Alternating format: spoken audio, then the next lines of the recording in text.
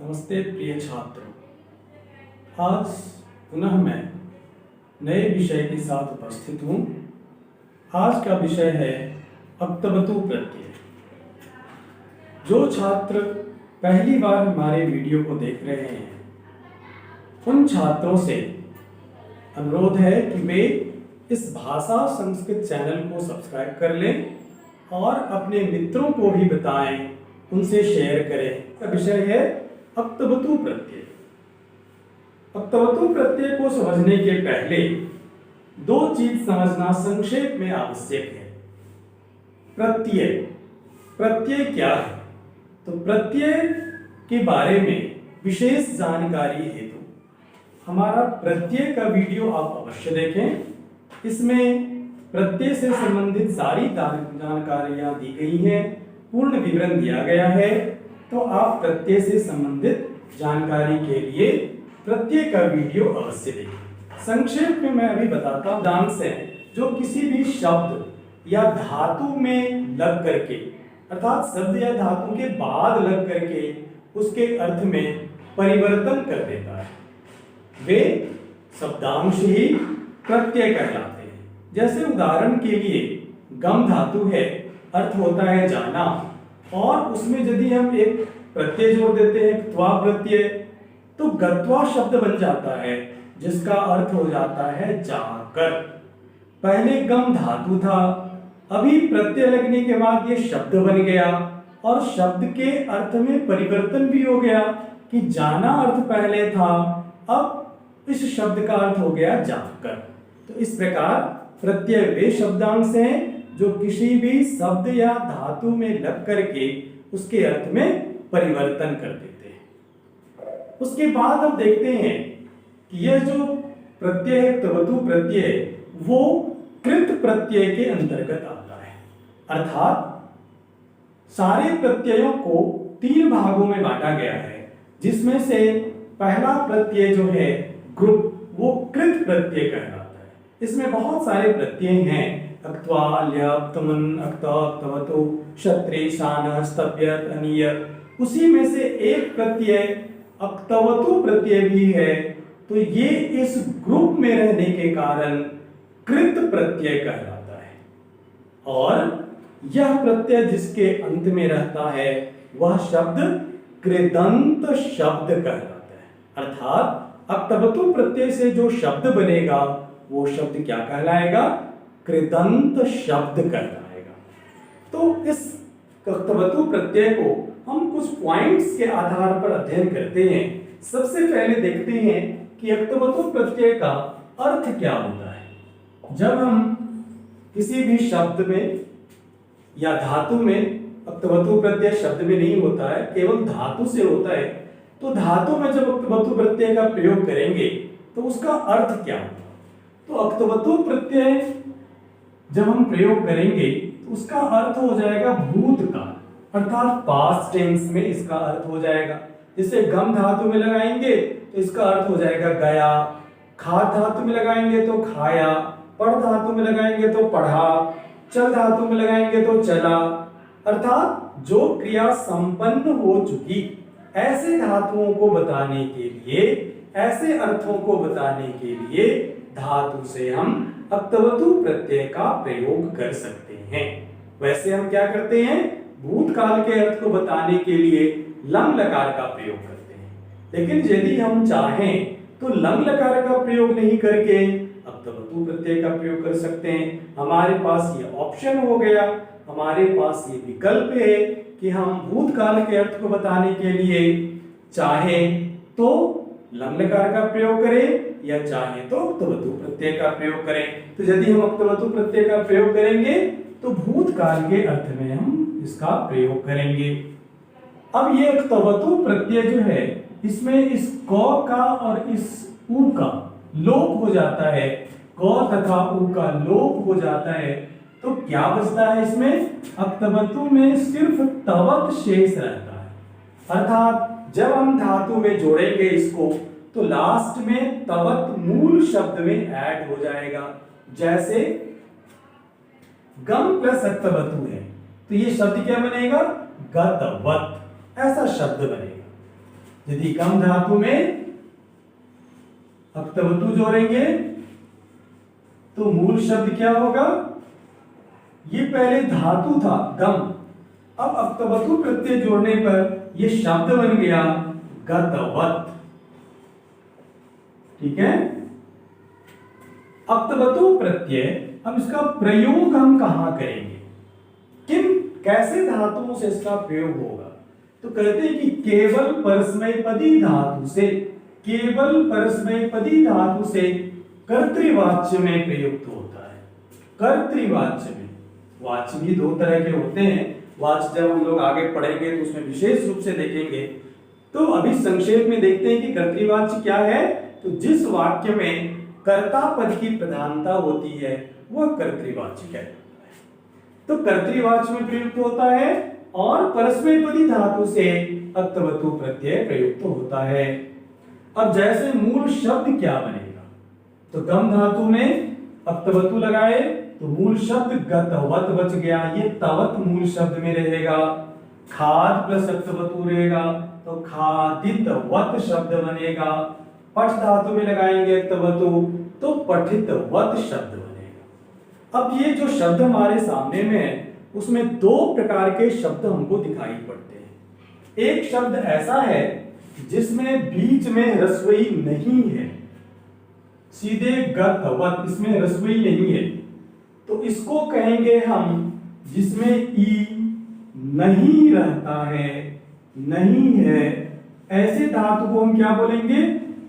अनिट धातु। अनिट अर्थात जिसमें ई नहीं है।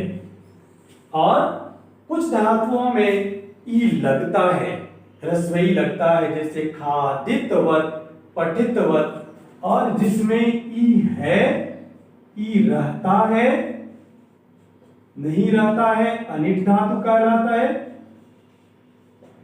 और ई रहता है तो वो कहलाएगा सेट धातु, अर्थात ई के साथ। अनिट मतलब जिसमें ई नहीं है, नो इट अनिट, जिसमें ई नहीं लगता है वो अनिट धातु है, जिसमें ई लगता है वो सेट धातु है।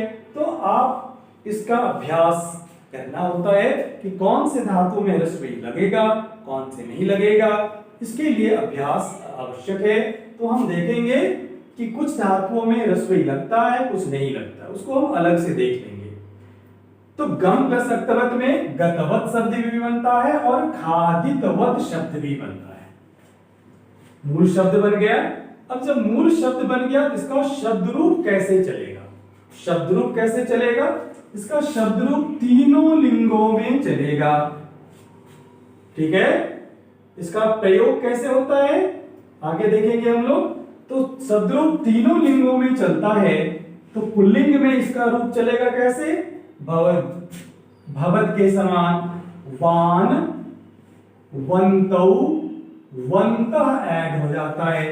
अब जैसे गम धातु में जोड़ेंगे तो गतवान, द्विवचन में गतवन्तौ, बहुवचन में गतवन्तः, स्त्रीलिंग में इसका शब्द रूप चलता है नदी के समान। नदी के समान जब रूप चलता है तो कैसे शब्द बनेगा?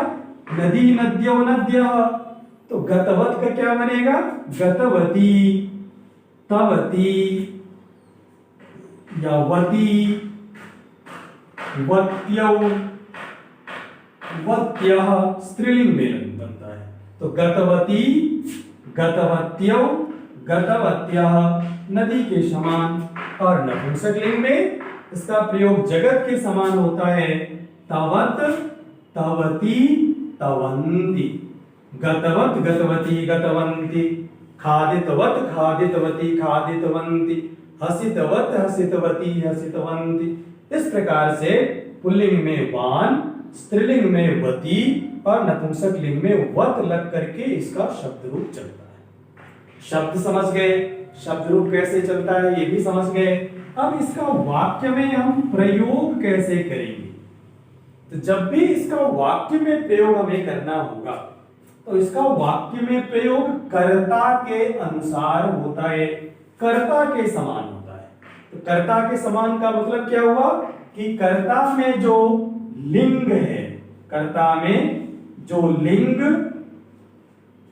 और वचन है वही लिंग और वचन हम क्रिया में लगाएंगे।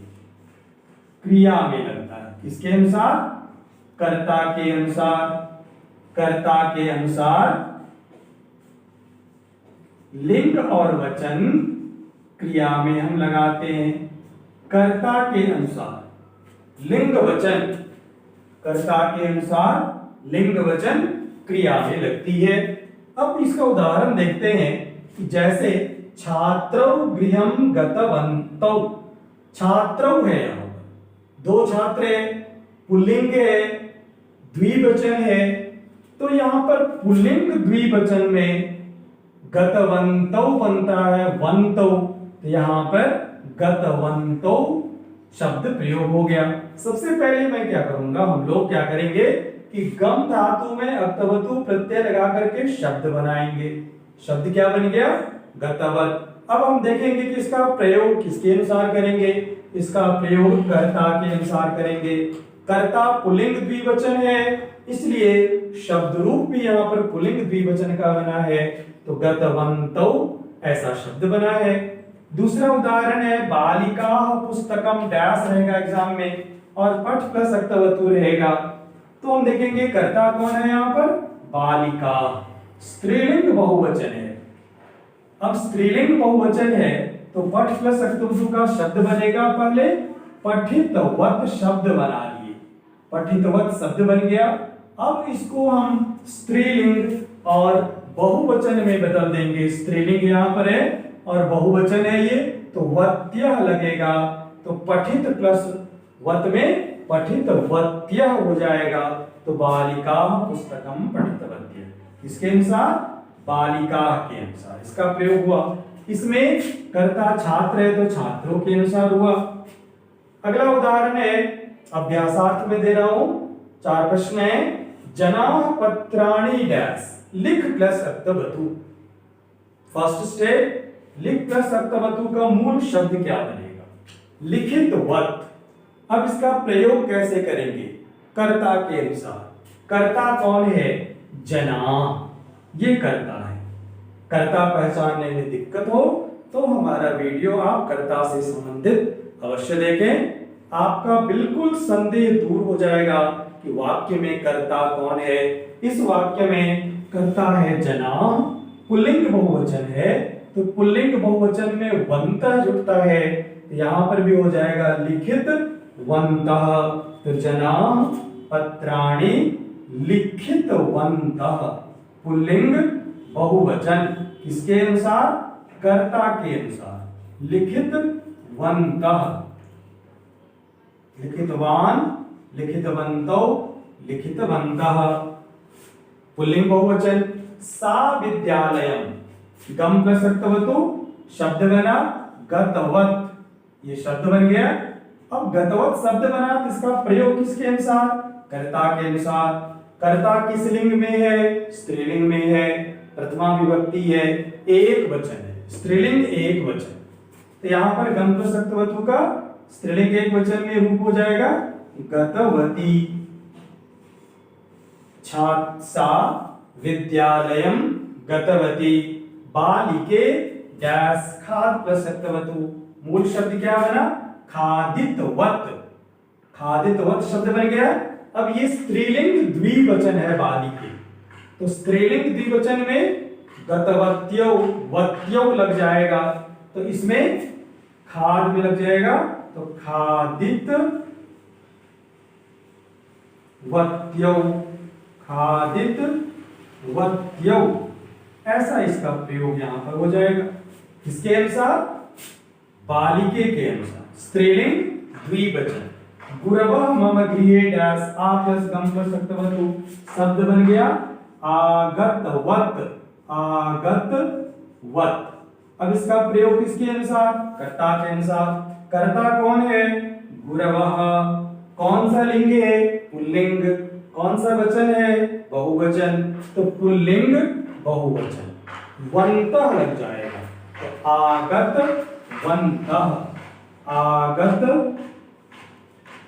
वंतः, ऐसा इसका प्रयोग होगा।